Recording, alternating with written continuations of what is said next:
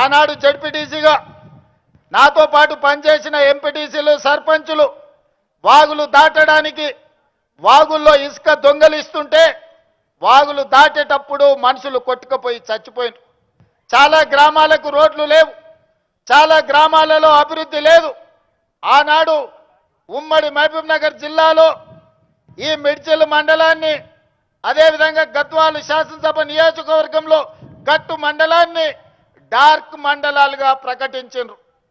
Dark మండలాలంటే 360 degrees వెనుకబడి విద్య కానీ, వైద్యం కానీ, తాగునీరు కానీ, సాగునీరు కానీ, విద్యుత్తు కానీ ఎలాంటి సౌకర్యాలు లేని అత్యంత వెనుకబడిన ప్రాంతాలను డార్క్ మండలాలుగా, భూమిలో ఉండే నీళ్లు కూడా అందుబాటులో లేని మండలాలను డార్క్ మండలాలుగా ప్రకటించారు.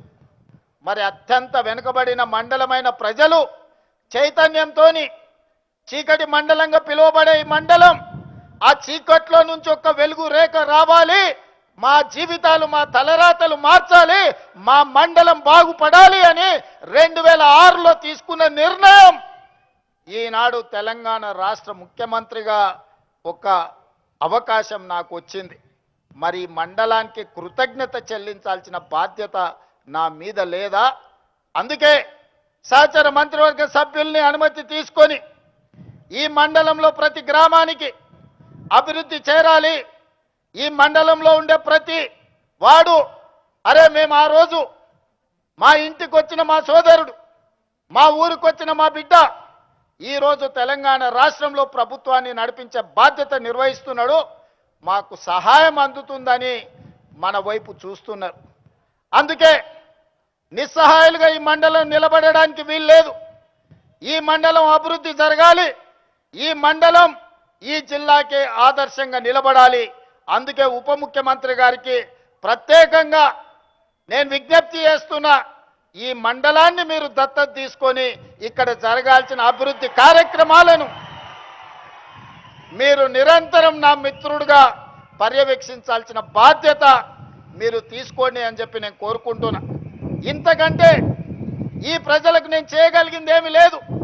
నాకు బాధ్యత వచ్చి ఉండొచ్చు, నేను ఎమ్మెల్సీ అయి ఉండొచ్చు, 2 సార్లు ఎమ్మెల్యే అయి ఉండొచ్చు, ఒకసారి పార్లమెంట్ సభ్యుడు అయి ఉండొచ్చు, Congress party working president, Congress party president, ఈనాడు మీ అందరి సహకారంతో తెలంగాణ రాష్ట్ర ముఖ్యమంత్రిగా బాధ్యతలు నిర్వహిస్తున్నా.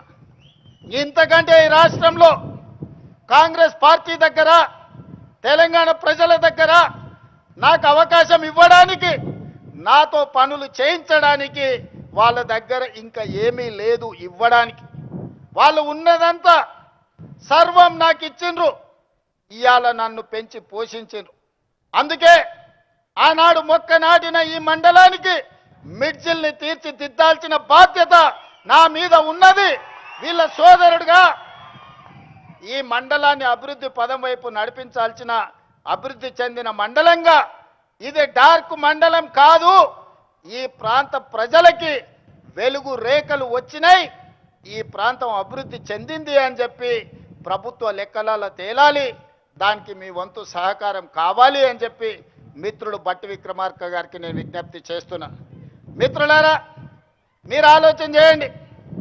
ఎమ్మెల్సీగా, ఎమ్మెల్యేగా 2 సార్లు, పార్లమెంట్ సభ్యుడిగా ఈ 20 సంవత్సరాలు 2006 జూలై 4న మీరు బాధ్యత ఇస్తే 20 ఏళ్లలో ఏ ఒక్క రోజు నేను సెలవు తీసుకోలే.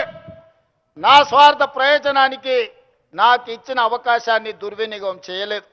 ఏది చేసినా ప్రతిపక్షంలో ఉంటే ప్రశ్నించే గొంతునై ప్రజా సమస్యల కోసం కొట్లాడిన, అధికారం వస్తే పరిపాలనలో సంక్షేమంతో పాటు అభివృద్ధితో పాటు దీర్ఘకాలికంగా సమాజాన్ని పట్టి పీడిస్తున్న సమస్యల్ని శాశ్వత పరిష్కారం చూపించే ప్రయత్నం చేసిన.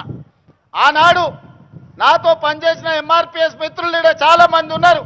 40 సంవత్సరాల వర్గీకరణ రావణ కష్టాన్ని నాకు అవకాశం వచ్చిన ఎంబడే ఈరోజు మాదిగ ఉపకులాల వర్గీకరణ చేయడం జరిగింది.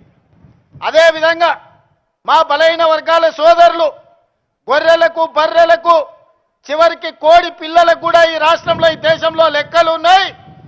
మరి 50% ఉండే మా బలహీన వర్గాల లెక్కలు ఈ దేశంలో ఎందుకు పెట్టరు, ఎందుకు లెక్క గట్టరు అని అడిగితే 100 ఏండ్ల సమస్య.